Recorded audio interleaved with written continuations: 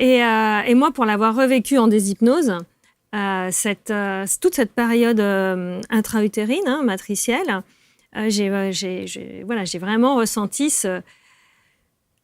donc l'âme qui rentre dans le corps, vraiment cette sensation de rentrer dans un corps. Et là, déjà, ça a été des cris d'effroi parce que je suis passée d'un espace où c'était gigantesque, où tout était fluide, léger, à une petite boîte. J'ai l'impression d'être dans un petit cercueil, une petite boîte toute fermée. Et ça, c'est votre séance qui vous permet de ressentir ça. Tout à fait.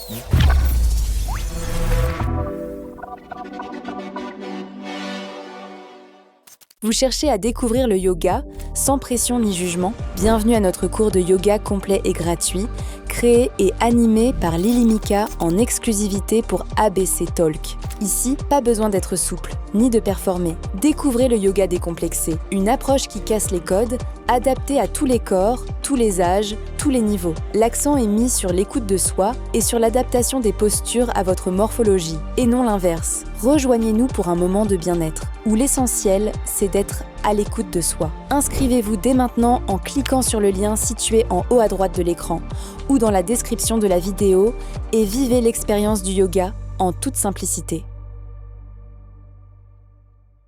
Bienvenue, merci d'être avec nous. Très belle émission en perspective avec mes deux invités installés sur le canapé. D'abord, elles se connaissent bien, elles ont un parcours qui est assez atypique et singulier. On va voir de quelle manière elles peuvent vous aider dans la vie quand on parle. Alors, vous avez tous entendu parler d'hypnose, peut-être un peu moins de déshypnose. Et ça, c'est assez surprenant parce que quand on sait qu'il y a parfois certains fantasmes autour de l'hypnose, arriver maintenant en disant « nous, on est des expertes en déshypnose de la relation à l'amour et à la reconnexion à soi », ça laisse songeur et on a envie d'en savoir plus. On a Cora et Ludivine installées sur les canapés. Bonjour à toutes les deux. Bonjour Marc. Collégial ce bonjour, magnifique. Oui. Merci d'être là, je suis ravi de vous accueillir. On vous a fait descendre de vos montagnes. Tout à fait. Pour arriver à la capitale et je ne vous demande pas où on se sent le mieux. Pour être franche, là-haut. Évidemment, incontestablement. Merci d'être là. J'ai dit en avant-propos, on a parlé de l'hypnose. Vous êtes spécialisé dans la déshypnose. Est-ce que la déshypnose est l'inverse de l'hypnose? D'une certaine façon, oui. Pour nous, on a découvert, par rapport à toutes les expériences qu'on a pu vivre... On va les voir tout à l'heure. Tout à fait. Qu'on est plutôt en mode hypnotique permanent. L'hypnose, ça nous fait répéter les choses sans qu'on en ait conscience. On fait beaucoup, en final, en inconscient, les choses. Et la déshypnose va nous permettre de relever la conscience, de la réveiller à l'intérieur de nous. Mais quand on sait que certains vont chercher des informations sous hypnose, la déshypnose, si on essaie de suivre le schéma littéraire et littéral, ce serait de ne pas aller chercher l'information? C'est pas vraiment comme ça que ça fonctionne. C'est pas vraiment comme ça que ça fonctionne, on est bien d'accord. Non, mais je veux dire, si l'hypnose permet d'aller rechercher des informations, la déshypnose évite d'en trouver. La déshypnose va vous rouvrir à votre conscience supérieure. En fait, à l'espace en vous, de vous, qui sait. Donc, en fait, ça va vous rendre autonome dans tous les domaines de votre vie. Ça va vous permettre, en rentrant en déshypnose, si je puis dire ça comme ça, d'avoir accès à toutes les informations dont vous avez besoin, mais qui ne sont pas accessibles jusque-là au mental. Sauf que, Cora, moi je ne comprends pas. La définition, autant elle est explicite et on peut la comprendre, mais tout ce que vous dites là, sous déshypnose, on peut l'avoir en hypnose aussi. Alors en fait, non. Nous, on est spécialisé à la base en hypnose, en hypnose ericksonienne. Et puis, tu as fait en état élargi de conscience. Humaniste. Et voilà, état humaniste. Et en fait, quand vous allez en hypnose, vous allez plutôt faire remonter des programmes. Et nous, l'idée, c'est d'aller sortir qui on est ou l'autre de ces programmes. Parce que c'est comme si, en fait, on réveillait l'autre qui est coincé dans ses programmes d'origine, de l'humain, dans sa structure originelle. Donc, on est sous hypnose sans le savoir, sans en prendre conscience. Et l'idée, c'est, grâce à la déshypnose, d'aller identifier ces programmes, de commencer à les déprogrammer pour aller se reprogrammer. C'est comme si on était un logiciel sur pattes. Alors, ce que vous appelez donc, dans la définition que vous en faites, de la déshypnose intégrative, c'est comme ça que vous l'avez nommé, c'est un processus, vous dites, qui reconnecte le corps, les émotions, la conscience supérieure, la conscience divine, qui libère les mémoires et les schémas répétitifs et qui remet l'amour. au centre de tout. Exactement. Parce qu'on sait très bien, et on l'a dit 100 millions de fois sur cette chaîne, c'est bien l'amour qui peut permettre cette avancée, ces améliorations et ce recentrage, comme on dit. Alors, on va surtout voir de quelle manière vous découvrez et vous mettez en place ce protocole. Alors, j'ai déjà évidemment entendu parler de déshypnose. Est-ce que déshypnose intégrative, c'est quelque chose que vous avez créé de toutes pièces ? Oui, tout à fait. En fait, nous, le mot déshypnose, c'est pas quelque chose qu'on a sorti d'un chapeau comme ça. D'un chapeau mentalisé. Ouais. Si, j'aurais tendance à dire, il est sorti d'un chapeau. Plus. C'est-à-dire, vous verrez quand on reviendra peut-être sur notre parcours, mais à un moment donné, quand on s'est posé pendant 1 an, on a remis en cause tout ce qu'on avait appris, que ce soit en hypnose ou dans toutes les autres formations qu'on a pu avoir. Et on en a fait beaucoup des formations. Voilà. Et donc, quand on s'est posé et qu'on a œuvré et compris beaucoup de choses sur la façon dont on fonctionne, où on a surtout appris à se désaimer, à un moment donné, le mot déshypnose est apparu à nous comme ça. Et on était à l'époque sur le paddle. Sur le paddle, sur le lac.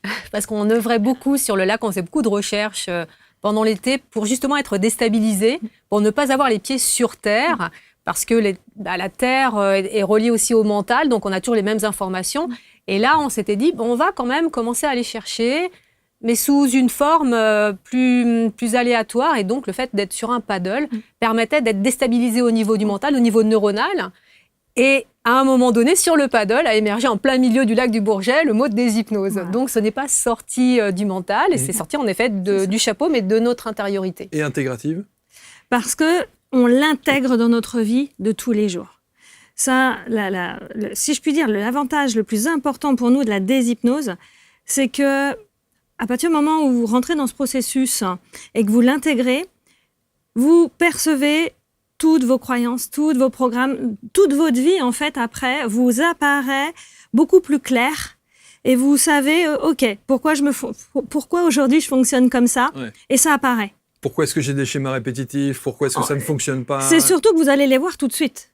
C'est ça l'avantage. C'est-à-dire, vous allez vous voir dans une situation, dans un comportement, et tout de suite, c'est comme s'il y allait y avoir en automatique à l'intérieur de vous quelque chose qui vous dit, tiens, là, tu es en train de vivre une répétition. Tiens, là, tu es bloqué sur une croyance. Tiens, là.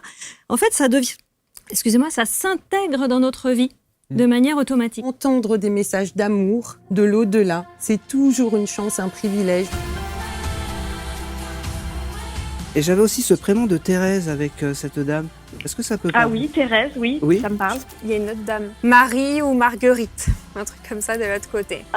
Oui, Et il t'aime tant que j'en ai des frissons des jambes jusqu'ici. Il y a quelque chose par rapport au septembre 21, 22 septembre même. alors 22 septembre, c'était les obsèques d'une personne très chère dans notre famille également. Et ça, c'est Dans ce qu'on- un c'est ce accident qu'on de la disait au route. début de l'émission, Oui, ça. voilà, et elle le confirme là. Je veux juste lui dire que tout va bien pour lui. En tout cas, regarde, dans l'au-delà, il est festif, Bernard. En plus, il me fait des blagues, Bernard le sauciflard et tout ça, il m'a fait des... Il faut vous relier à la nature, Anne. Il y a quelque chose avec la nature, il faut marcher dans la, la nature. forêt Ouais. et tout ça. C'était quelqu'un qui allait Il beaucoup en utilise les forêt. plantes. Il utilise le symbole de l'arbre. Vous n'avez pas ça Ça, chez c'est vous? Alors, Accroché. je vais vous faire plaisir. Hier, c'était mon anniversaire et mon mari m'a Symbole de enfin l'arbre. Vous offert avez un pas sol pleureur qu'il a fait planter dans notre jardin. En tout cas, il est bien arrivé et il y a une chose qui est importante, il me fait comprendre que c'est pas dans la durée de lien, mais en tout cas, il vous protège de là-haut. On est parti à Montréal, mais aussi pour fuir ou pour de la distance. Mais on reviendra aux sources. C'est ce que j'ai entendu. mais clairement, c'est Voilà. exactement ça. Je suis Ouais. partie pour me réparer, mais là, j'ai Oui. un retour imminent. Eh ben, c'est pour ça. Aujourd'hui, elle veut me dire qu'elle est devenue en fait une nourrice de l'au-delà. Elle me dit que elle a trouvé sa place dans l'au-delà. Elle me parle. Elle était nounou, elle était nounou. oui. Ouais, voilà. Tout concorde avec ce que vous disiez, et notamment sur les perceptions. Alors, Malheur à ceux qui n'auront aimé que des apparences, des physiques, des images. La mort leur ôtera tout. Tâchez d'aimer les âmes, vous les retrouverez.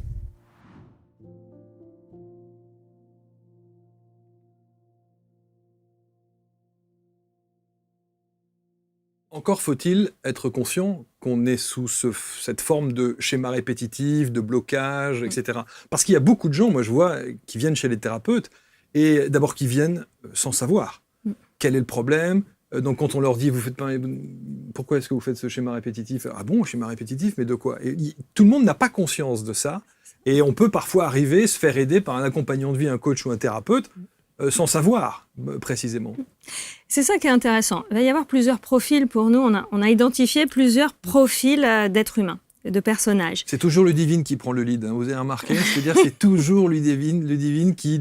C'est vrai, c'est un truc que vous avez mis en place toutes les deux ? Non, on fonctionne beaucoup comme ça. Quand il y en a une qui a... Je suis un peu plus sur la réserve parce qu'elle a ce côté très bavard. D'ailleurs, en même temps, c'est toujours intéressant ce qu'elle dit. Donc je la laisse faire. Je ne vais pas faire le lead pour dire la même chose. D'accord. Je vais compléter quand je trouve ça intelligent à faire. Bon, je vous ai coupé, pardon. Mais alors donc, effectivement, les gens qui viennent vous voir... Voilà, il y a plusieurs profils. Il y a des gens qui vont juste vouloir sortir d'une douleur à leur épaule, même si on sait que derrière, il y a des raisons plus psychologiques ou spirituelles. Ils vont juste vouloir ne plus avoir mal à l'épaule. Et vous aurez beau essayer de leur expliquer que derrière, c'est peut-être lié à l'enfance, à ci, à ça. Il y a des gens, ça va pas les intéresser en fait. Ils sont pas ouverts, ils sont pas prêts. Et il y a des gens qui vont vouloir aller plus loin. En fait, ce qui est important de savoir, c'est de respecter le rythme de chacun. Et nous, on a beaucoup œuvré sur notre côté impuissant. On a très, très envie, et on a été comme ça pendant très longtemps, c'est-à-dire comme un Saint-Bernard. Je vais aller les sauver, le côté sauveur très fort. Ouais, eh bien, on peut sauver des gens alors qu'ils n'en ont pas du tout envie. Et ça, c'est irrespectueux au total.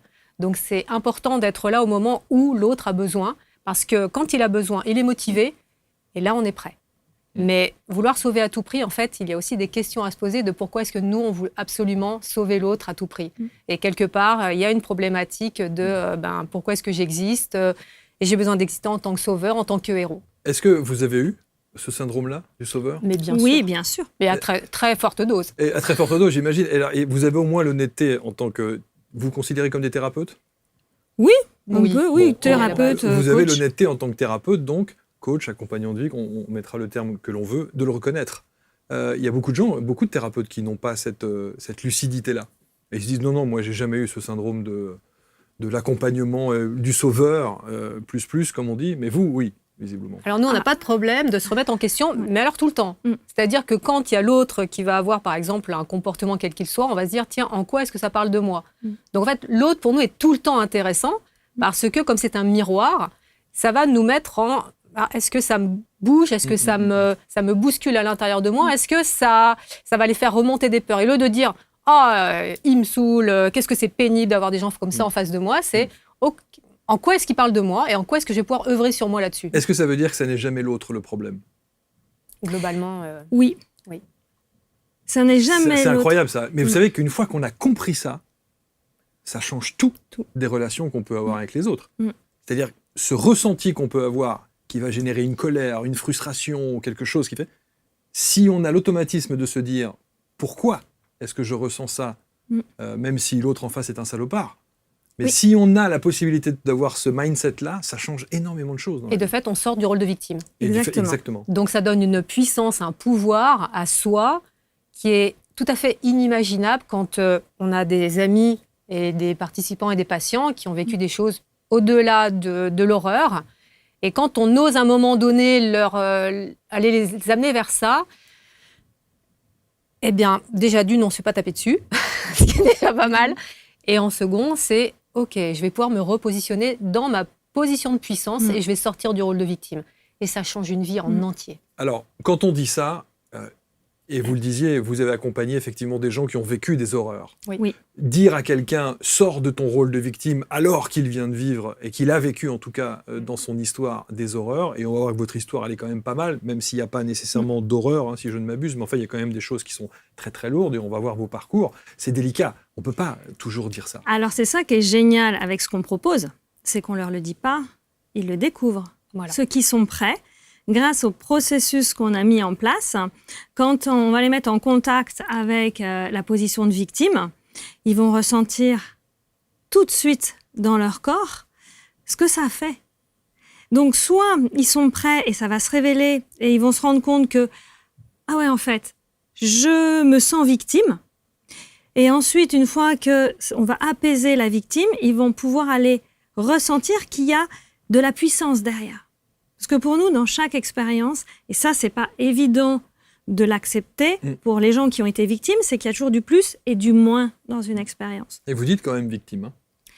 Oui, Les parce gens que qui ont été victimes. Tout à parce fait. qu'ils ont été victimes. Tout à Mais fait. ensuite, la deuxième étape, c'est je reconnais qu'en effet, j'étais victime, et ça, c'est important. Et maintenant, j'en fais quoi? Parce qu'on ne peut pas revenir sur ce qui s'est passé à un moment Évidemment. donné. C'est identifier, déprogrammer pour reprogrammer. Donc, on va dire, on va libérer la charge émotionnelle, énergétique, de souffrance, le corps de souffrance de notre émotionnel qui a été victime à un moment donné. Quand quelqu'un nous a fait du mal physiquement, on est victime. Donc, on libère cette charge et ensuite, on peut retrouver notre puissance et notre pouvoir et se positionner pour apprendre ensuite à dire non et à se faire respecter. Alors, on va voir le protocole, on va voir de quelle manière l'accompagnement se déroule. On va voir aussi vos parcours de vie. Ça fait 2 fois que je le dis, mais c'est important de savoir d'où vous venez, parce qu'on demande toujours quelle est la légitimité à quelqu'un de nous accompagner. Il va rentrer dans notre intimité, il va savoir des tas de choses, il va falloir qu'on se confie aussi, peut-être voilà, des choses qui vont se révéler. Donc, c'est toujours intéressant et presque une obligation, je trouve, que de savoir d'où vous venez. Mais est-ce que ça veut dire que le protocole de cette déshypnotisation, on peut le dire, je sais pas si on le dit, Oui, ça peut. de cette déshypnose intégrative, c'est la même chose qu'une séance d'hypnose, sauf que c'est à l'envers. On fait la même chose, on fait le même principe ou pas? État modifié de conscience. En fait, l'état modifié de conscience se fait toute seule, en automatique. Il n'y a pas besoin de protocole au départ pour ouvrir son état élargi de conscience. On a mis en place des cartes exprès pour que les gens, dès qu'ils touchent la carte, tac, ça se met en place, ils ont accès à l'information. Et ce qui est en fait, et je te prie de m'excuser, je t'ai coupé, c'est beaucoup plus respectueux parce que nous, en tant qu'ayant été dans l'hypnose, on guidait les gens.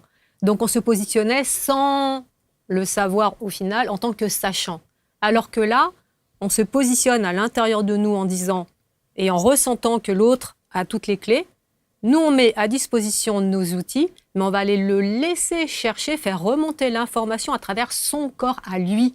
Et c'est lui ou elle qui va aller chercher les informations et de fait aller retrouver sa puissance. Et les enfants, parce qu'on aime beaucoup œuvrer avec les enfants, c'est là où ils retrouvent une vraie confiance en eux parce que c'est pas papa, c'est pas maman qui sait mieux qu'eux, c'est eux à l'intérieur d'eux. Donc de fait, ça leur donne une confiance mais moi aussi je sais. Donc pour eux, c'est incroyable. Et pour les hommes et les femmes qui viennent, c'est pas l'autre qui sait, le professionnel, entre guillemets. C'est eux à l'intérieur d'eux. Donc vous imaginez que ça émane, ça émerge d'eux.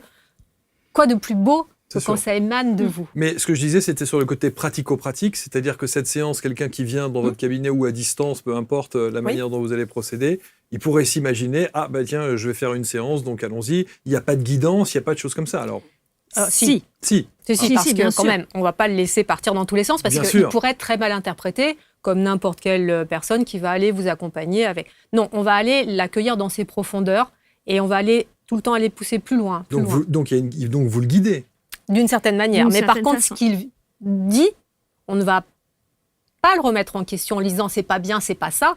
On va lui dire allez, va un petit peu plus loin. Et qu'est-ce que ça apporte au niveau de ton corps? Et c'est où dans ton corps? Et ça, c'est typiquement une séance d'hypnose. Alors, ça peut le sembler être, mais en fait, on va aller demander encore plus loin, et encore plus loin, et encore plus loin, pour faire remonter des couches, et des couches, et des couches. Et nous, par rapport à ce qu'on faisait en séance d'hypnose, ça n'a plus rien à voir D'accord. au final. Absolument pas. Et c'est donc le client qui se révèle. Il se révèle. Quelque part, Tout à fait. il ressent les choses et il les décrit. Mais c'est pour ça que je dis que la frontière entre hypnose et déshypnose, elle est quand même assez Oui, elle est fine. ténue. Elle est fine. Elle est fine. Elle est ténue. La différence pour nous fondamentale, c'est que la déshypnose, vous pouvez l'intégrer dans votre vie de tous les jours. C'est ça. C'est-à-dire qu'on peut mettre en place des petits Voilà. rituels et des situations, des protocoles. C'est ça. En Ok. fait, nous, on a le process tel qu'on l'a développé, c'est pour rendre les gens autonomes. Donc, parce que là, on peut le faire à la séance. En effet, de la déshypnose à la séance, ils viennent pour 1, 2, 3, 4, 5 séances par rapport à un problème lambda. Ce qui va être le plus intéressant pour ceux qui sont prêts, ceux qui ont envie vraiment de réapprendre à s'aimer, réapprendre à savoir qui ils sont, etc.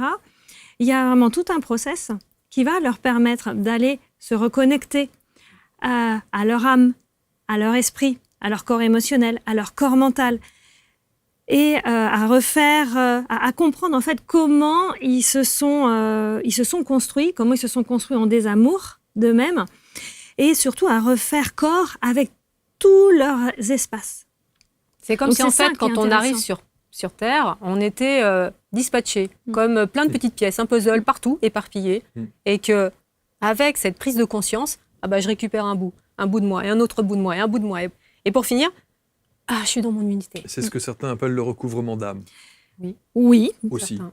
Tout à fait. Après, je suis pas une spécialiste du recouvrement d'âme, mais en tout cas, ça peut s'en rapprocher. Mais l'idée, c'est ça. C'est-à-dire Voilà. que voilà, on a un petit côté puzzle éclaté Exactement. et on Tout à reconstitue les choses pour qu'il y ait une unité. Voilà. Et nous, l'idée, c'est ça. C'est déjà permettre aux gens déjà de reconnecter avec l'âme.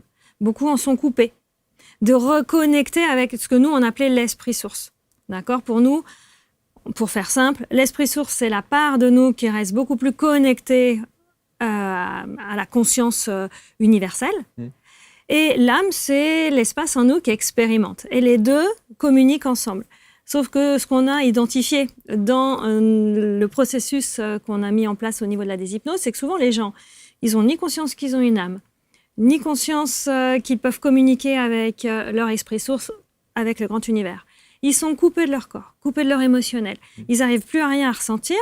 Et des fois, même l'âme, elle n'a pas envie d'être dans le corps.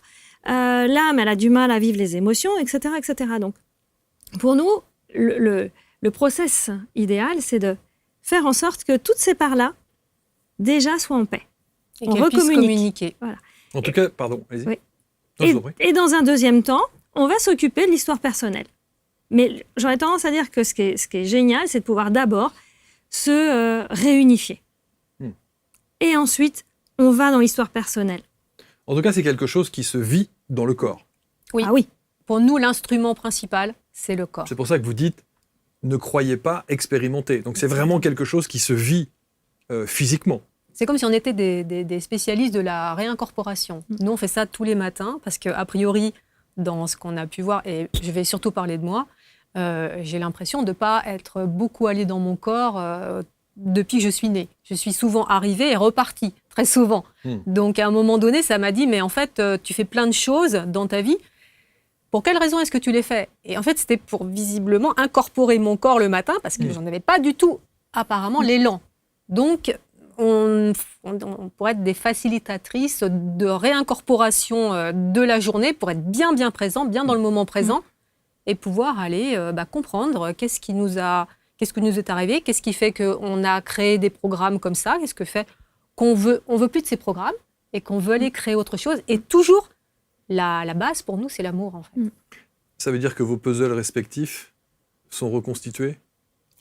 Nos puzzles respectifs, il y a plein d'énormes morceaux. On le voit beaucoup mieux. On voit beaucoup mieux notre image. C'est comme si, voilà. Par contre, c'est tous les jours après. Bien sûr. Donc, il y a des espaces peut-être qui sont reconstitués, mais encore un peu flous. Et soudain, tac, on voit super bien, ça y est, on voit bien la couleur, le détail, etc. Et surtout, on voit le personnage qu'on s'est créé. Le personnage pour survivre. Il est merveilleux, ce personnage. Oui, il est incroyable parce que c'est là où on voit qu'on a créé petit à petit, en étant bébé, un personnage qui a voulu s'adapter pour être aimé, pour exister. Puisqu'on est rentré, comme disait tout à l'heure Ludivine, en désamour de nous-mêmes. On a créé, on est en cours de création d'un parfum. Et la née qui travaille avec nous, qui est à Grasse, Laurence Fanuel, qui est extraordinaire comme fille, elle nous a donc envoyé 4 petits flacons créés à, je ne sais pas, 15 jours de différence, donc de la même recette qu'on avait captée en déshypnose. Et on ouvre le paquet, ça sent bon, c'est une merveille. On sent petit à petit, donc avec une certaine technique, les parfums, il y en a un qui sent super bon, et au fur et à mesure, mais il y en a, on finit au dernier, mais une horreur. Mais il sent l'amertume de comme quelqu'un qui est amer dans sa vie, qui est pas bien. Et on s'est dit, mais en fait, on a capté l'arrivée de l'enfant, quand il arrive sur Terre, tout plein d'amour, tout heureux de vivre, d'une pureté délicieux. absolue. Et au fur et à mesure, avec tout ce qui lui arrive dans la vie, son cœur se ferme. Donc on était capable de créer... Mais le problème, c'est que nous, on est censé créer un parfum qui va ouvrir le cœur et qui reste ouvert. Et pas qui arrive à cette odeur qui sont mauvais. Donc notre challenge en ce moment, on est dessus, c'est d'aller créer avec elle les petites différences qui vont faire que le cœur va rester ouvert.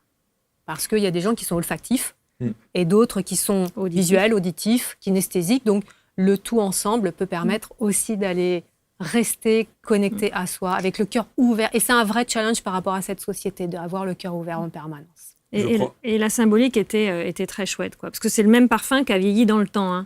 Mais c'est ça, il n'est pas composé de quelque chose de différent. C'est exactement le même parfum. À 15 jours d'affilée. Voilà. Et donc, en symbolique, c'est ce qu'on vit quand on arrive beaucoup plus plein d'amour, etc. Puis au fur et à mesure, l'amertume, le cœur se ferme, la conscience se ferme, tout se ferme. Et puis on est en pilote automatique, sous hypnose de ce personnage, en fait, complète. Alors on va voir, évidemment, je le dis maintenant, vos parcours de vie. Ce qui est assez incroyable, c'est qu'avant de vous connaître, toutes les deux, vous avez des parcours de vie qui ont des points communs incroyables. Oui. Étonnant. Alors, Ludivine, d'abord, on a l'impression que, aussi bien qu'Oracle Ludivine, dès votre naissance, déjà, les cartes sont mal données. Mal données c'est-à-dire que vous avez une arrivée à la naissance, donc, par définition, qui est difficile. compliquée. Tout à fait. Vous arrivez par le siège, etc., etc. Et vous dites, d'ailleurs, que le siège, c'est la symbolique de du non-désir d'incarnation. Du non-désir d'incarnation. En fait, la façon dont vous venez au monde donne beaucoup d'informations sur aussi la façon dont vous allez vivre votre vie plus tard. Ça va faire bondir tous les obstétriciens ou tous les pédiatres qui vont dire, non, c'est simplement, j'allais dire, mécanique ou biologique, le bébé est mal positionné, il arrive en siège, point barre. Pour autant, il y en a quand même certains qui sont ouverts d'esprit à ça. D'accord, ok.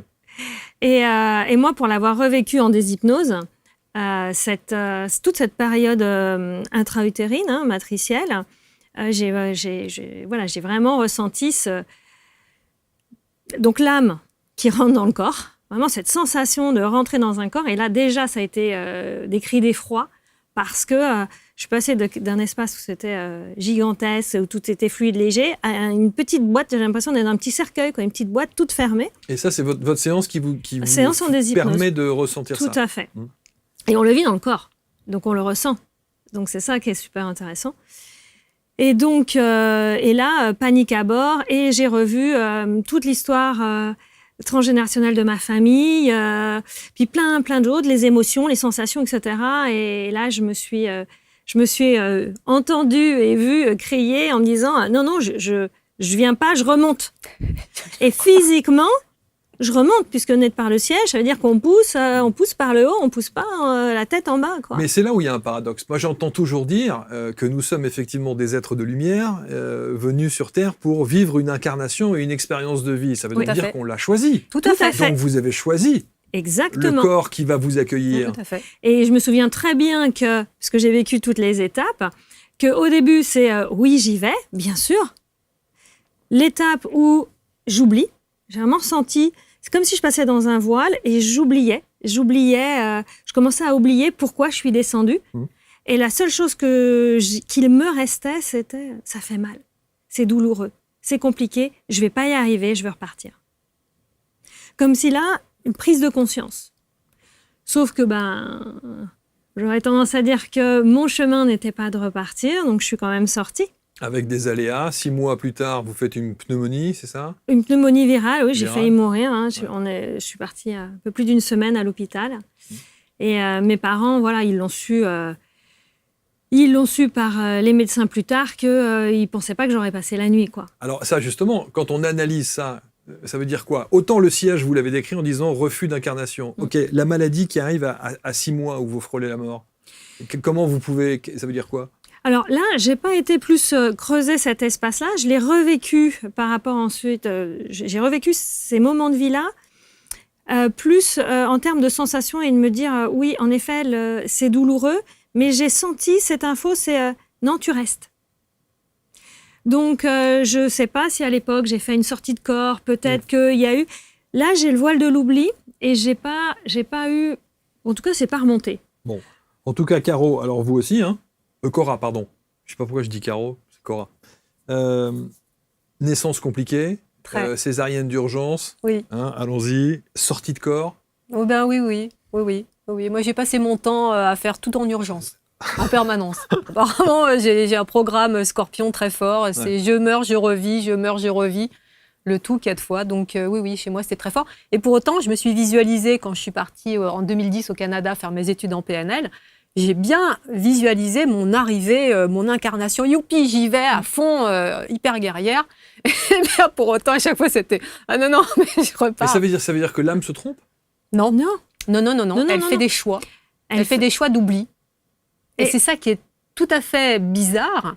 C'est mais pourquoi est-ce qu'on oublie en fait? Et il y a des gens qui ont plus de facilité à ne pas oublier, qui se remémorisent facilement ce qui s'est passé avant. Moi, j'ai des axes de mémoire qui sont... je ne comprends pas pourquoi est-ce que je ne passe pas à travers les murs. Mais alors pour moi, c'est incompréhensible. Je ne comprends jamais l'âge. Mais jamais.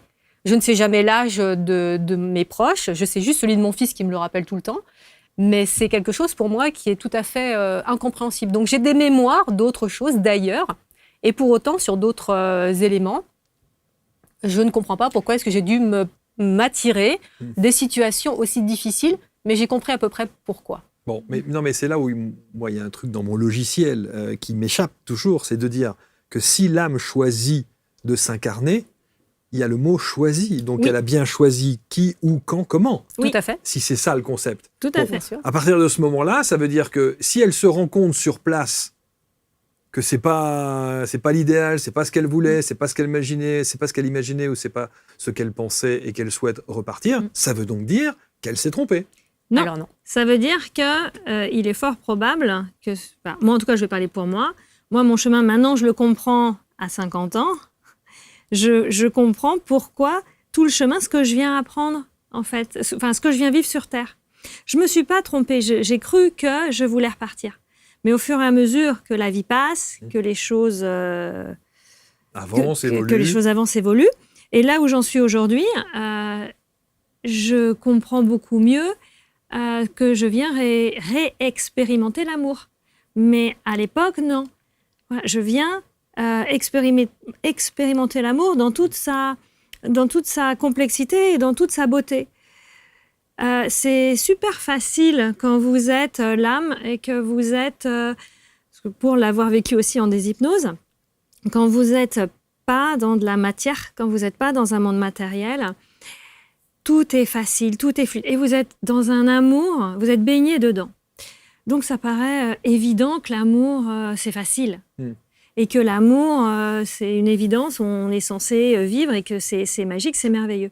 Quand vous venez expérimenter la vie terrestre... Et la matière, la chair, les organes, ça n'a plus rien à voir.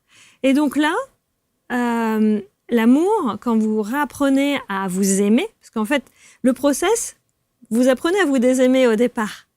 On met en doute vos compétences, vos capacités, ce que vous dites, puis vous souffrez, et puis etc., etc. Donc vous faites le chemin, moi j'appelle ça un rebours, vous repartez, vous apprenez à... Vous n'êtes plus dans l'amour. Vous apprenez la souffrance, la dureté, etc., etc. Vous voyez ce que c'est. Et quand vous retouchez à l'amour, quand ensuite vous vous révélez à ça, vous voyez qu'en effet, l'amour a une valeur inestimable. Et que vous faites la différence entre aimer et pas aimer, en fait.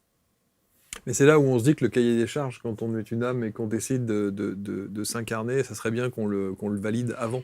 Hein, mais en fait, apparemment, ça a été validé avant. Apparemment, c'est ça qui est dingue, c'est que dans ce qu'on a capté en tant qu'âme, on est éternel. Donc vous imaginez, il n'y a pas de début, il n'y a pas de fin. Ouais. Donc vous allez expérimenter différentes dimensions, différents états d'être, etc. Et il paraît qu'il y en a qui ne se sont jamais incarnés en tant qu'humains, donc c'est un vrai challenge d'aller s'incarner en tant qu'humain. Et peut-être que certains d'entre nous se sont dit, bon allez, je vais aller me faire une vie toute pourrie, mais des horreurs les unes après les autres, etc. Pourquoi ? On ne sait pas, on ne comprend pas. C'est là où c'est complexe quand même, parce que par rapport à ne serait-ce que ce qui se passe dans le monde, mais quelle raison est-ce qu'on peut expérimenter des trucs pareils ? On ne peut pas juger, jamais, ni critiquer, ni juger. On peut juste percevoir derrière que c'est un état d'expérimentation et de voir le plus et le moins d'expérience. C'est pour ça que nous, à chaque fois, on en revient toujours à vivre le plus et le moins de cette expérience de manière à la mettre au point zéro, point de neutralité, pour pouvoir passer à une expérience. J'entends. Après, la question qu'on peut se poser aussi, et que certains doivent se poser, c'est que sur ce principe d'incarnation, c'est de se dire, effectivement, quand on voit les horreurs, et l'actualité nous le dit tous les jours, on se demande pourquoi, comment, etc. Et comme j'ai perdu le fil de ma question, je vais enchaîner avec ce que je voulais dire maintenant, mais elle me reviendra, cette question. En tout cas, vous, ce qui vous sauve, Cora, c'est le sport. Oui, tout à fait. Alors, ce qu'il faut quand même savoir, c'est que quand j'étais petite, j'étais très dans les mondes féeriques. Mon père n'a pas arrêté de me répéter que j'étais jamais en fait présente. J'étais toujours très éthérée. Je vivais dans d'autres mondes. Et le fait d'avoir eu ces problèmes de santé m'ont très vite, puisque de toute façon j'habitais en station de ski. À 4 ans, j'avais déjà ma première compétition de ski. D'ailleurs, j'étais sur les skis à 16 mois. Donc, vous êtes tout de suite mis sur un chemin. Et de passer en fait un côté un peu féerique, éthéré, autre monde, à un domaine de compétition tout le temps, puisqu'on était 5 fois par semaine sur les skis, les après-midi, tous les week-ends compétition, commence à vous forger un état d'être, un état d'esprit, une discipline intérieure. Mais au final, je me suis rendu compte que j'avais développé un mental en titane et que c'était au détriment d'aller m'écouter. Parce que vous n'avez pas le temps de vous écouter quand vous êtes petit. Vous êtes tout le temps, allez, il faut y aller, puis il faut se battre contre un tel, etc. etc. Mais c'est très bien. Et moi, apparemment, j'ai beaucoup expérimenté le côté guerrier. C'est ce qui est revenu, que ce soit en PNL ou après. Il y a un côté guerrier qui est chez moi, qui est innommable, qui m'a poussé beaucoup trop loin dans toutes les situations possibles, imaginables. C'est-à-dire que vous êtes allé au bout du bout à chaque fois, expérimenter les choses. Mais il peut y avoir n'importe quoi qui se passe dans une ville, vous pouviez être sûr que j'allais intervenir pour aider quelqu'un. C'est version pompier, je croyais que je faisais 1m95, alors que je ne fais pas 1m85, mais je peux développer une force qui est tout à fait phénoménale. Et plusieurs fois, je me suis retrouvée dans une situation, à être de façon spontanée, entre des gens qui étaient très agressifs, qui allaient taper d'autres, et je me mettais au milieu pour prendre le coup, comme si j'allais pouvoir être capable d'aller arrêter un coup. Et bien en général, les coups ne venaient pas. Parce que comme si j'étais un titan, je mettais en place une énergie telle qu'en face, ça ne tapait pas. Et c'est là où ça a été très étrange, c'est dans la protection, jamais dans l'agression. Et à un moment donné, ça m'a dit, mais va aller regarder ça, parce que arrête d'aller te mettre dans des situations arrête d'attirer des situations qui sont aussi extrêmes, aussi dures. Donc vous avez construit un schéma répétitif ? Oui, bien sûr. Bien sûr. Mon personnage, il était formidable. Un beau personnage de guerrière. D'ailleurs, ma dernière maison dans laquelle j'ai emménagé, heureusement c'est en location, elle s'appelle quand même l'Amazone. Et ce n'était pas prévu. Donc quand j'ai vu le nom de la maison, je me suis dit non, c'est désespérant. J'ai vraiment quelque chose à œuvrer là-dessus. Donc c'est hors de question. Et je suis en train de lâcher ce côté guerrier. Donc séance de déshypnose. Bien sûr. Et qu'est-ce que vous avez coupé Ça se déconstruit petit à petit. Okay. Et c'est un vrai chemin. Si je pouvais le faire du jour au lendemain comme ça, mais j'adorerais. Mais le problème, c'est que c'est tout paramétré dans mon état d'être, dans mes cellules, même au niveau hormonal. Donc c'est difficile d'aller... Mais c'est le principe d'aller faire du réencodage. Si on va réencoder petit à petit... Si on veut le faire encore de façon trop violente, bam, c'est encore du guerrier. Donc, vous allez encore vous faire du mal. Ouais. Donc, c'est pour ça que j'aime beaucoup œuvrer avec les sportifs de haut niveau, parce que ce sont des gens qui vont loin, beaucoup trop loin. Et je ne peux que les comprendre. Mais Ludivine, elle était dans le secteur de l'ingénierie. Elle aussi, de toute façon, elle était dans un secteur dur. Donc, on est très différentes, mais on se ressemble et on se comprend beaucoup dans nos façons d'être. Alors vous, Ludivine, vous dites d'ailleurs que toutes ces situations entre la maladie quand vous êtes petite, votre arrivée qui visiblement est compliquée, tout ça vous a coupé de votre corps, de vos émotions, de vos ressentis. avec certains blocages, et vous parlez d'un manque d'amour, de manque de cohérence, manque de solidarité. Oui. Vous avez vécu tout ça? Oui, toute petite, pour moi, ce qui était le plus important, de ce que je me souviens, j'ai des souvenirs dès 3 ans, et où moi, la seule chose qui m'intéressait, c'était l'amour. C'était avoir un amoureux, rencontrer l'homme de ma vie, que j'ai rencontré à 3 ans à l'époque, j'avais un amoureux, et puis les amitiés, les câlins, l'amour, la Tout ce que bienveillance. vous n'aviez pas, en fait, tout ce que vous n'étiez pas censé avoir, pour le coup. En fait, j'avais quand même des amis, etc., mais je ne comprenais pas pourquoi c'était pas la priorité pour tout le monde. C'est-à-dire, je ne comprenais pas pourquoi, par exemple, on me dit « je t'aime bien » ou « je t'aime », et puis on te tape. Je comprenais pas une amie qui te faisait comme si elle te mettait un coup de râteau dans le dos en disant « oui, mais t'es quand même mon ami ». Tout ça, pour moi, c'était quelque chose, je dis « mais je comprends pas comment les gens fonctionnent ». Quand t'aimes, tu as envie de faire du bien aux autres, tu as envie de protéger les autres, tu as envie d'aider, tu as envie... Voilà. Et je voyais que les gens fonctionnaient pas comme ça. Et déjà, toute petite, j'avoue, j'étais estomaquée. Voilà. Et puis, moi, la seule chose qui m'intéressait, comme je vous le disais, c'était voir mes amis, avoir un petit ami dès toute petite. Et puis, l'école, tout ça, moi, rien à foutre, rien à faire. Mais alors, les études, les trucs, je voyais pas l'intérêt. Puisque pour moi, Construire un foyer, oui. C'était surtout la relation. Ouais. C'était la relation, que ce soit dans des états d'être apaisés, joyeux, aimants. C'est ça qui m'intéressait le plus. Et je vivais pas dans un foyer qui était comme ça. Moi, mes parents s'engueulaient beaucoup, tout le temps. Voilà, c'était une éducation comme on faisait avant, qui aime bien, châtie bien. Voilà. Donc, j'ai pas une enfance où j'avais pas un père violent ou un truc comme ça, mais c'était... C'était pas serein. Ben non, C'était voilà, pas pour un moi, état. c'était pas serein. Je me suis toujours battue avec mon frangin. Ouais, et pour moi, c'était complètement à l'opposé de ce que j'émanais. Et j'ai commencé à beaucoup me couper de cet amour à partir du moment où je devais être à peu près en CE1, quand là, mon papa m'a dit « Écoute, ma chérie, le plus important, ce sera les études. Le reste, ça passera après. » Il a été très, très persuasif.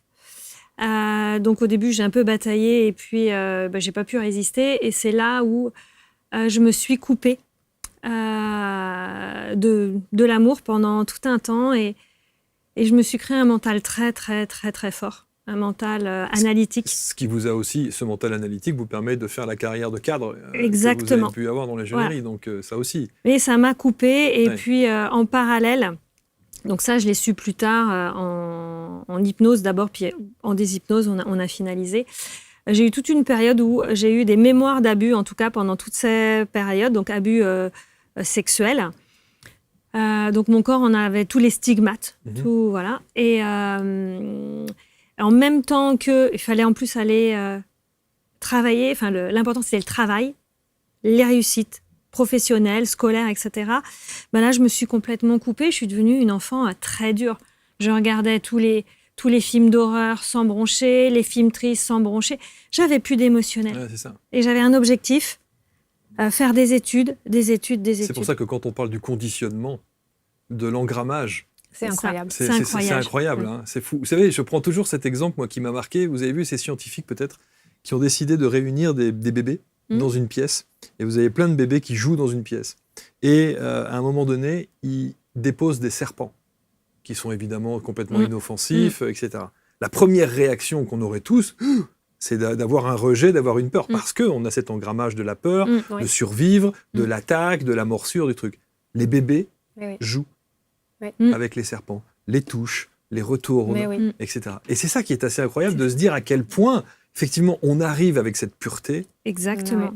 Et qu'ensuite, en fonction de l'éducation, des codes, du transgénérationnel, de ce que nos parents nous transmettent aussi, parce qu'ils ont eux-mêmes vécu certaines choses, eh bien, on est prédéfini d'une manière qui est incroyable, qui ne devrait pas l'être. On est programmé, au oui, niveau bien sûr. cellulaire. C'est pour Bien ça sûr. que nous, quand on vous dit de la déshypnose, c'est du réencodage. Et c'est pour ça que ce qu'on a créé, c'est pour aller sur tous ces secteurs, le karmique, le transgénérationnel, tout, absolument tout, et sur tous les sujets.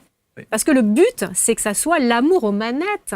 Et encore une fois, c'est pas une baguette magique. Il faut quand même il faut plusieurs séances pour qu'effectivement les choses se décantent. En fait, c'est une pratique. C'est une pratique. C'est une pratique. Après, en 1, des fois 2, 3, 4 séances, mais il y a des choses qui changent du jour au lendemain. C'est-à-dire, à partir du moment où vous avez lâché, c'est lâché. Et autour de vous, ça change. Votre façon d'être bouge de façon du jour au lendemain. Mais ça veut dire qu'il peut y avoir des dommages collatéraux, parce qu'à partir du moment où ça bouge chez vous... Bien sûr. En général, ça va remettre en cause, oui. Beaucoup Mais alors, de ce qui choses. est intéressant, c'est que pour quelle raison? Est-ce que, par exemple, si vous êtes en relation avec un chéri ou une chérie, est-ce que vous l'avez choisi à ce moment-là? Donc, ça va, en effet, redistribuer les cartes. Mais comme vous allez être de façon beaucoup plus authentique avec vous-même, dans l'amour de vous-même, eh bien, ça va bouger l'extérieur. Donc, ça peut faire des dégâts et aussi des bienfaits collatéraux. Parce que quand vous commencez à vous respecter, en général, vous commencez à avoir des relations beaucoup plus respectueuses avec les autres. Mais c'est peut-être aussi ce qui incite les gens à être toujours un peu, pas réfractaires, mais peut-être à marcher un peu à reculons en se disant « si j'y vais, j'ai peur du résultat ». Certes, Tout à fait. je vais être aligné sans doute avec ce que je suis profondément intrinsèquement. En revanche, j'ai peut-être peur de devoir assumer les conséquences de cet alignement. Tout à fait. Et en même temps, et je te prie de m'excuser, je te coupe, c'est la deuxième chose auquel ils vont penser. La première, c'est est-ce que j'ai véritablement envie de changer, en fait. C'est le personnage que j'ai, quelque part, il a aussi peut-être des côtés positifs. Et c'est quand ils en peuvent plus, des fois, j'ai eu une participante qui est venue me voir, ça faisait 1 an qu'elle devait revenir. Et elle vient me voir en me disant « j'ai eu un cancer du sein, on m'a enlevé un sein ». Et sur quoi est-ce qu'elle tombe lors des cartes? Sur le féminin. Et elle se met à pleurer. Donc des fois, c'est un peu tard, mais en même temps, il n'est jamais trop tard, puisque c'est chacun à son rythme. Elle n'était pas prête 1 an avant. Elle était prête 1 an après, mais avec un sein en moins. Donc, jusqu'où est-ce qu'on s'emmène? Moi, j'ai été la première à m'emmener très, très, très, très loin. Mais parce qu'il y a un programme à l'intérieur qui fait « Ok, t'as toujours pas compris? Bah allez, je vais t'emmener un peu plus loin. Ah, t'as toujours pas compris? Ah bah allez, encore plus loin. Tu veux toujours pas t'écouter? Bah allez, continue. Et on peut pas juger, on peut pas critiquer. C'est le rythme de chacun. Donc, Mais c'est là où, tout à l'heure, on parlait du positionnement de la victime. c'est ça. C'est parfois plus agréable et plus confortable bien sûr. d'être une victime. Mais c'est très compliqué pour nous d'accompagner des gens qui sont en position victime parce que, en gros, quand ils sont en position victime et qu'ils nous disent oui, c'est la faute de l'autre, on peut rien faire pour eux. On leur dit, tant que vous aurez ce genre de réponse, on va être tout à fait honnête, on peut rien faire pour vous du tout. C'est quand vous allez me dire, là, je suis dans une position victime, ça commence à faire assez, j'aimerais bien bouger ça, là, ok. En gros, les touristes, ils ont le droit d'exister, mais on ne peut pas les accueillir. Est-ce que ça veut dire que cette phrase qu'on entend régulièrement qui dit je ne sais pas pourquoi, ça m'arrive toujours, c'est toujours à moi, c'est toujours sur moi que ça tombe. Oui. On ne peut plus l'entendre. Ah ben, c'est-à-dire qu'on peut l'entendre. Le problème, c'est combien de temps est-ce que la personne peut encore l'entendre, mais elle a le droit. Donc nous, peut en effet nous dire, on va commencer à essayer d'éveiller l'autre en lui disant des petites phrases, mais si on sent que ça ne prend pas, mais qui est-ce qu'on est pour aller pouvoir vouloir le bouger? C'est son choix de vouloir rester dans cette position-là. On va de moins en moins, nous, attirer ce genre de personnes à nous, en effet, parce qu'on est toutes les deux très force de proposition. Donc, on peut être très vite fatigante pour notre entourage. Moi, j'ai ma maman qui est tombée malade les premières vacances de Noël, le premier jour, vraiment pas bien. Hein. Je me dis, bon, ok, on n'est pas bien. Qu'est-ce qu'on va faire? Je dis, bon, voilà, écoute, huile essentielle, bouillotte, et les cartes de déshypnose. Elle me dit, ah, mais je suis pas bien. Ok, bah, c'est toi qui choisis. Mais par contre, si t'es pas bien, t'as le droit de pas être bien, mais juste tu cherches pas. Donc je suis un peu dure avec ma maman, je suis pas très facile d'ailleurs de ce côté-là. Ma mère, elle a du courage. Elle me dit, bon, bah ok, j'y vais. Mais le lendemain, ça y est, c'était guéri. Donc elle a vu qu'il y avait une problématique de solitude qui remontait, etc. Et le lendemain, c'était réglé. Je dis, maman, c'est tous les jours. Va t'écouter. Elle est retraitée, elle passe sa vie, elle est tout le temps en train de brasser. Et mon gamin, c'est la même chose. Il y a une problématique, ok, tu vas chercher tes solutions à l'intérieur de toi. Tu as ta méthodologie. Tu prends les cartes et tu vas chercher. Donc, ils n'ont plus d'excuses. Donc, c'est infernal de nous avoir dans leur environnement parce qu'ils savent qu'ils peuvent aller chougner pendant un temps. Mais en fait, On va leur dire, OK, d'accord, tu as 5 minutes pour parler, je t'écoute, mais après, tu vas chercher tes solutions. Mais ça veut dire qu'à chaque fois qu'une émotion vous traverse, vous mettez en place un protocole de déshypnose? Ben non. mais Non, je veux dire c'est quand ça une devient- émotion inconfortable, j'entends. Hein. Ben non, on a le Pas droit. de façon systématique. Mon chat, il meurt. Je vais pas aller faire de la je suis triste, c'est normal. Par contre, si je suis en train de me rouler par terre en disant que c'est la fin de ma vie, etc., là, peut-être, je vais peut-être aller regarder qu'est-ce qui se passe pour que je me mette dans cet état-là. Vous voyez ce que je veux dire? C'est une question d'échelle, Oui, de dosage. de hein. dosage. Ouais. Les émotions, c'est la base de votre être humain. C'est comme ça qu'il apprend. Pour autant, vous n'avez pas le mode d'emploi Par contre, de ces émotions. ce que nous, on fait toujours attention, c'est l'émotion, si elle est trop haute ou trop basse, c'est-à-dire je suis trop youpi tralala ou je suis vraiment trop down, c'est que là, ça vient toucher un espace en nous, une blessure. D'accord? Même quand c'est trop haut. Nous, on est juste vigilante aujourd'hui à quand on est surexcité, où on dit ah c'est trop génial, c'est super, Bah, c'est trop. C'est trop. On a une amie, elle est partie au Canada, ça faisait 7 fois qu'elle y était allée, elle rêvait d'y vivre, elle est partie au mois de juin, on lui a dit, fais gaffe, wow, génial, je vais partir 15 jours, excitée, surexcitée, etc. On dit, mets-toi au point zéro, va chercher le plus et le moins de l'expérience. Elle l'a pas fait, elle est où les vacances, elle a plus pas bien aimé que bien aimé, parce qu'elle était partie sur quelque chose de tellement haut, avec comme ça va être mieux là-bas, parce qu'en France, c'est pas bien, j'y suis pas bien, je suis pas heureuse. Là-bas, je vais être heureuse. Bah oui, bah non, en fait. Non, c'est ici. Et elle en a pris conscience après. Donc, c'est juste prendre conscience que quand c'est des échelles, comme disait Ludivine, beaucoup trop haut, ou beaucoup trop bas, OK, va chercher à l'intérieur de toi, parce que tu as les ressources et les solutions à l'intérieur de toi. Va les chercher pour que tu apprennes à être bien en justesse avec tes émotions. C'est pour ça que parfois je me dis le boulot d'incarnation d'une âme, c'est quand même épuisant. C'est épuisant. Ah non, mais c'est vrai. Ah, mais c'est épuisant. Si on est en permanence au besoin de réajuster les choses, c'est mais chiant, quoi. Je veux dire. Par contre, c'est un apprentissage qui est fascinant. C'est Parce fascinant. que vous commencez à rentrer, quand vous êtes en train d'enlever vos programmes, de pouvoir vous reprogrammer et que vous voyez tous les champs de possibles qui commencent à s'ouvrir à C'est vous. magnifique. Voilà, par contre, ça devient super sympa. Quand Là, vous oui. commencez à voir vos programmes, vos trucs, et vous dites « Ah, bah tiens, mais ça, en fait, je peux arrêter d'y croire. » Oui. Si j'arrête de croire à ça, alors évidemment, c'est pas par la tête. On arrête de croire, c'est intérieur, ça s'arrête intérieurement. Eh ben, ça y est, ça m'ouvre enfin des portes. Et c'est là où c'est là où ça devient intéressant de vivre. C'est-à-dire, vous n'êtes plus en train de reproduire des histoires du passé et vous êtes juste en train de dire « Ah, bah alors, si ça, j'arrête, j'ai tout ça qui est possible devant moi. Je pouvais pas les voir avant, j'étais hypnotisée. Ouais, c'est comme s'il y avait Maintenant que je des suis portes. Déshypnotisée, je vois un angle de vue à 361, on aime beaucoup 361 degrés, c'est-à-dire je vois plein d'autres champs de possibles, et même le 1 degré supplémentaire, c'est des choses que jusque-là, je pouvais même pas capter avec mon mental. Et c'est ça qui est génial. À partir du moment où vous avez commencé à intégrer ça, mis ça en place dans votre quotidien, mais ça change votre vie. Vous revenez aux manettes, beaucoup plus aux manettes. Vous restez guidé par ce que l'âme a décidé quand même de vivre, d'accord? Et qu'on n'a pas toujours bien conscience, mais au moins, vous êtes conscient, vous voyez, et vous vous ouvrez, et vous pouvez bouger beaucoup de choses dans votre vie. Beaucoup de choses. Et suivre, en fait, comme un flux d'une source qui nous fait vivre des choses. Et vous suivez ce flux, mais en confiance, en conscience. Et quand il vous arrive une crasse, c'est OK, d'accord. Bah, c'est la façon dont je vais le vivre à l'intérieur qui va faire que soit ça va être de pire en pire, soit ça va être « Ah, OK, d'accord. Ah, bah, c'est comme ça. Allez, je me pose, je mets au point zéro. Ah, bah, ça s'ouvre.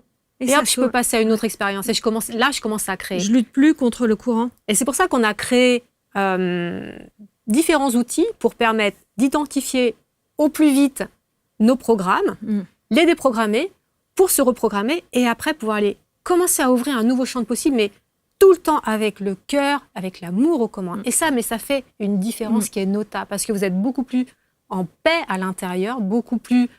vous émanez quelque chose de beaucoup plus calme, serein et plus dans l'amour de l'autre. Alors, on va voir évidemment les outils que vous préconisez, notamment les cartes, parce que c'est quand même la base. Il y a des tas de choses qui se déroulent au travers de ces deux supports-là. Mais il y a un truc que je voulais Parce que quand vous parlez effectivement de ces situations parfois et qui nous heurtent et qui nous impactent, quand ça n'est que de l'émotionnel, on peut se dire qu'effectivement l'état victimaire est un peu facile et souvent confortable. Le deuil. C'est magnifique, le deuil. C'est magnifique. Je vais vous dire pourquoi je vous parle du deuil. À l'heure où on enregistre l'émission, là,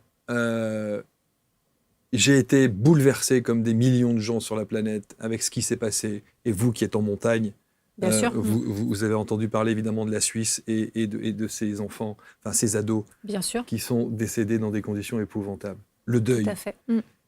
Comment expliquer à ces familles qui ont perdu leurs enfants que peut-être que le fait d'avoir un accompagnement avec une j'en oublie les mots tellement ça me perturbe, une déshypnose. Ah bah à ce moment-là, vous ne pouvez pas leur dire que c'est magnifique, hein, parce que Non. vous allez de toute façon être tout à fait incompris, et ça sera incompréhensible de toute façon. Mais en fait, excuse-moi de te couper, dans les étapes de deuil, de toute façon, il va y avoir les premiers moments où on va pleurer. Pleurer. Il y a de Ça toute va façon être les dur. fameuses 5 étapes. Les 5 qui sont, étapes. évidemment. Évidemment, le rejet, le Bien refus, etc. Ça C'est se vit. incontournable. C'est incontournable. Ouais. C'est après, dans un deuxième temps, qu'on peut juste, dans un deuxième temps, qu'est-ce que j'en fais de cette expérience que je viens de vivre? On arrive toujours à la même chose. Qu'est-ce que j'en fais? Je peux rester dans une colère à vie. Mais cette colère, qu'est-ce qui va se passer? Elle va vous bouffer de l'intérieur. Et vous créez après, en effet, des cancers, etc. Des Et choses ça se comme ça. comprend. Et ça se comprend. Et là-dessus, on est sans jugement. Il y a des gens qui vont rester dans une colère, dans une injustice, etc. Et c'est OK. Ceux qui veulent, par contre, sortir de cet état-là, c'est-à-dire ils se disent, bon, il est peut-être que je peux passer à autre chose. Là, le deuil, l'expérience qu'ils ont vécue va pouvoir changer de sens, se modifier. Vous voyez ce que je veux dire? Ça va ouvrir un nouveau champ de possibles et de connexion de vous à vous et de vous à l'autre, parce que, en fait, dans tous ce qu'on dit quand on a accès à d'autres états de dimension et autres, en fait, l'autre est pas loin, il est juste à côté, et on n'arrive pas à le capter quand on est dans cette normalité de désolation, dans cette colère, etc. Et peut-être qu'à aucun moment on s'est dit, mais l'autre, peut-être qu'il a fait ce choix. Mais comment ce choix-là, de mourir sous cette forme-là? Mais c'est tout à fait innommable. De notre point de vue d'humain, oui, c'est innommable. C'est innommable. Parce que nous, on s'est posé beaucoup de fois la question, comment ça se fait que l'âme vient expérimenter des choses comme ça, de mourir dans des conditions? Nous, on perdrait nos enfants, mais on deviendrait au début chèvre. Mais combien de temps est-ce qu'on vivrait sous cette forme-là? Nous, on s'est posé la question. Comment est-ce qu'à un moment donné, on vivrait au niveau de notre âme? Mais comme on a accès, qu'on arrive à communiquer avec d'autres espaces-temps, on ne le voit pas de la même manière, en fait. En fait, ce qui est important, c'est quand on vit des drames comme ça, il y a deux choses. Il y a les gens qui pensent qu'il y a quelque chose après la mort. Oui. Et ces gens-là vont pouvoir rebondir beaucoup plus vite. Parce qu'ils vont comprendre que l'autre, il est mort. OK. Il vit peut-être sa meilleure vie dans d'autres espaces-temps, etc. Et il comprend très vite que ce qu'il va devoir gérer, c'est ses émotions humaines. Le manque, la douleur physique, c'est tout ça. L'absence. Voilà. Ceux qui ne sont pas du tout dans ça, dans cette vision, et qui pensent que quand t'es mort, pour eux, c'est ça c'est beaucoup plus difficile. Et ces gens-là vont avoir beaucoup plus de mal à intégrer. Bien sûr. Et, je fais un « et », pour autant, il y en a plein, ça va être l'occasion pour eux. Ils vont essayer de chercher, comprendre, trouver. Ils vont peut-être aller voir un médium, ils vont peut-être aller voir... Vous voyez ce que je veux dire? Et une nouvelle démarche spirituelle, d'aller rencontrer, de s'ouvrir à d'autres espaces, va peut-être pouvoir émerger. Donc en fait, il y a plein de champs de possibles. C'est la façon dont vous le vivez qui fait la différence, en fait. parce qu'on ne peut que dire c'est injuste, Oui. c'est horrible, C'est horrible. juste qu'est-ce qu'on en fait? Puisqu'il y a la conséquence, mais Bien sûr. qu'est-ce qu'on en fait? Ouais, et qu'est-ce qu'on fait maintenant? Qu'est-ce qu'on Qu'est-ce fait qu'on fait maintenant? maintenant? Hmm. Comment est-ce qu'on vit maintenant? Il y a des gens pour qui ça va les réveiller en se disant punaise, mais la vie, elle est courte. Hmm. Peut-être que là, je suis passée à côté de ma vie. Peut-être que. En fait, c'est pour ça que je dis chaque accident de la vie, il va y Peut-être avoir un réveil. peut-être un réveil Hmm. ou nous faire sombrer. Et à chaque fois, comme des millions de personnes qui ont vu ces images et qui ont suivi cette actualité, c'est toujours C'est terrible. terrible. Et évidemment, il y a d'autres situations Mais qui tout le le temps. sont. Qui le sont C'est tout très autant. créatif. Cette planète, elle est très créative. Ouais. Pour ça, on a toujours du mal à se poser là-dedans, de compréhension. Nous, tout ce qui nous permet d'avancer, c'est oui et en même temps. On a des capacités de sortir de nos corps de souffrance pour aller ouvrir L'amour.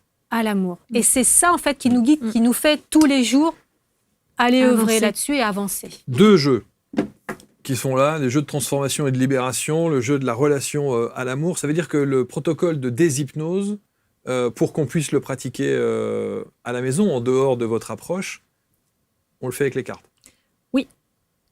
Les cartes, c'est un support. C'est un support. Voilà. Après, ceux qui sont déjà très, très avancés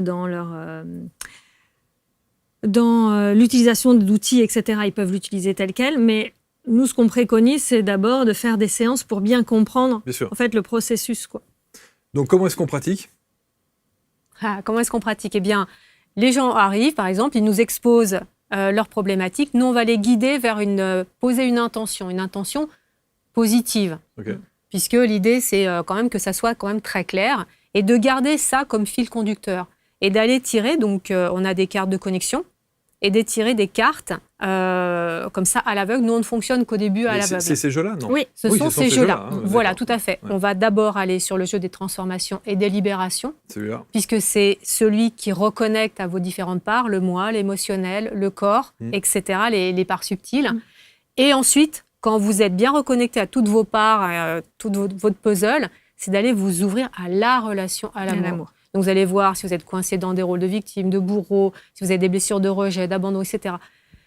Des blessures karmiques, qu'importe. En fait, l'idée, c'est de ne rester dans aucun jugement. Quoi qu'il arrive, ce que vous sentez, voyez, entendez, goûtez même, eh bien, l'idée, c'est de les mettre dans l'expérience, dans son positif, dans son négatif, et à un moment donné, de les mettre au point zéro, de manière à ce que ça arrête de tourner en permanence sur l'expérience qui se répète dans les schémas répétitifs, et que vous puissiez, en étant au point zéro, passer à une autre expérience beaucoup plus créative.